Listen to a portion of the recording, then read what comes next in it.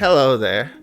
Have you ever wondered why games these days don't say easy, normal, and hard anymore? Instead, you boot up a new AAA title, head into the options menu, and you're greeted with options like Story, Explorer, Standard, and Streamlined. Well, there's a very specific reason developers started doing that, and it ties perfectly into why I won't allow my kids to play on easy and why I'm teaching them to get good. Now, on the surface, changing easy mode to story mode seems like a harmless, maybe even a thoughtful design shift. The game industry wanted to remove the social stigma around playing on lower settings. And for a lot of people, for many years, picking easy felt like a bit of an insult. Some 90s games would literally mock you on the selection screen, show a picture of a baby, or stop you halfway through the campaign and tell you to play on normal if you wanted to see the real ending. So developers rebranded it. They framed it as a choice of intent. Are you here for the cinematic narrative, or are you here for the combat? It sounds welcoming, it sounds accessible, but under the hood, this marketing shift masked a much larger, quieter problem in modern game design. And of course, I'm talking about the systemic removal of friction.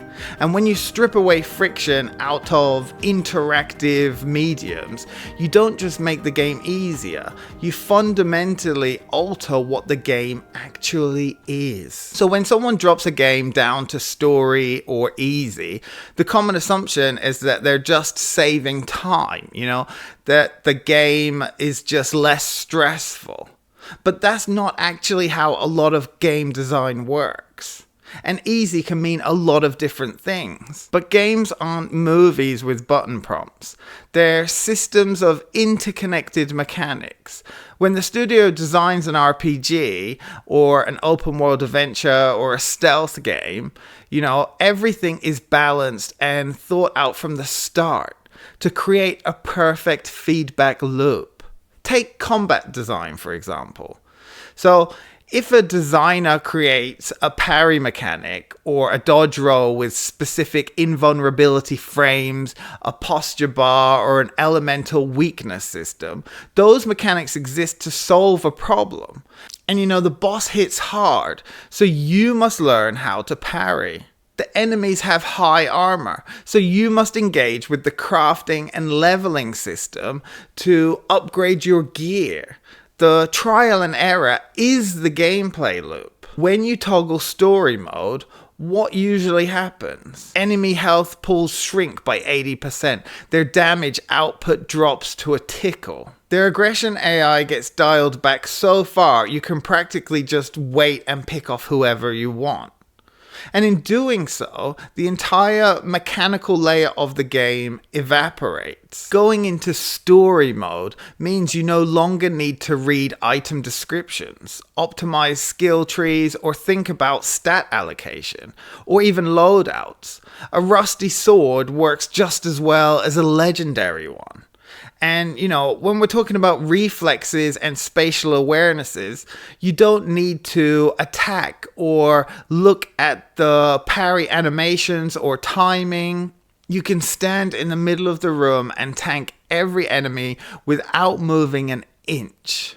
It just becomes a button mashing session. And if we talk about stealth and resource management, you don't need to manage ammo, health packs, or sight lines because failure carries no real consequence. By turning off the challenge, you aren't just bypassing boring parts or parts that take a long time. You're bypassing the actual mechanics the developers spent 5 years fine-tuning.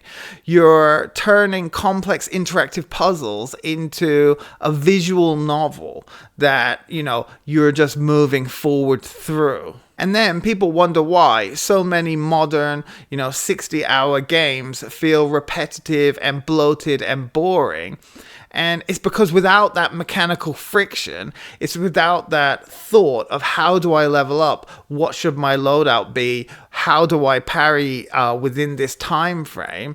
Without those things, of course it becomes boring and monotonous. And this brings me to the emotional side of difficulty. And the real reason I take issue with the story mode philosophy. And why I think you should call it what it is. Easy. This is the very specific, irreplaceable feeling in gaming that only exists on the other side of failure. So I want you to think back to a time where you ran into a proper brick wall boss that you couldn't get past. You know, maybe it was in Dark Souls, maybe it was in Metal Gear Solid, maybe the leveling of an RPG and it took you forever. In that moment, did that failure force you to process the game more and process the mechanics of how this game works? And was there a satisfaction in not only beating that boss, but figuring out how to beat that boss? Did you simply have to level up, or did you have to change your strategy? Was it timing, or was it the way you approached it? Did you just need more practice? When you finally conquer that obstacle after failing 10, 15, 20 times, your brain releases a massive hit of genuine satisfaction gold. And that relief and triumph doesn't really come from going into story mode or to easy. To me, satisfaction is a mathematical equation. Satisfaction equals friction times effort. If friction is 0, effort is 0, which means the resulting satisfaction is 0. Story mode hands you the trophy without the race, and it gives you the illusion of accomplishment without requiring any kind of growth. When a game never lets you fail, it robs you of the highest reward from the medium. You get the story, sure, but you miss out on the actual experience of overcoming something and achieving something. So this brings me back to why I'm teaching my kid to get good. As a parent, watching your child play video games is a fascinating window into how they handle their frustration. And when a kid encounters a modern game on easy or story mode, their immediate habit is to just push forward relentlessly. When something goes wrong, or if they hit the slightest speed bump, the modern reaction isn't, what did I do wrong? It's that this game is broken, or that they can't do it. And they tend to give up pretty easily. We live in a world where almost everything else is engineered to remove friction as well, not just games. Algorithms predict what you want to watch, delivery apps bring food to the door in 20 minutes, and content is tailored to give instantaneous dopamine with zero effort. Life, however, does not have a story mode. Real life is full of real brick walls, steep learning curves, unyielding systems, and unexpected failures.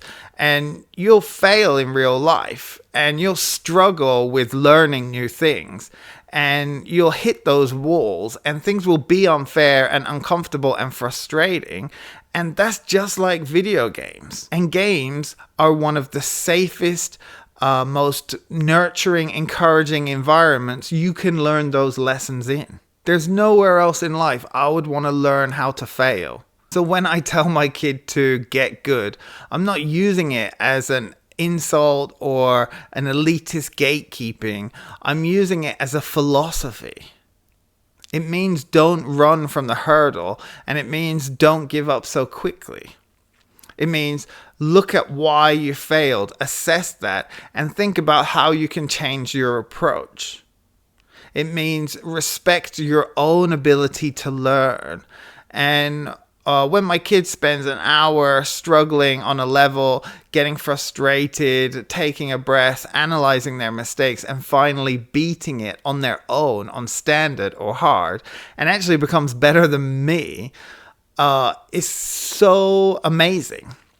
And it's a real realization of overcoming the impossible. And that is a core life lesson disguised as entertainment, in my opinion. Games don't need to be brutally difficult to be rewarding, and there's obviously a time and a place for accessibility options that help players with, any kind of disability, or even if they just want to engage in the hobby casually.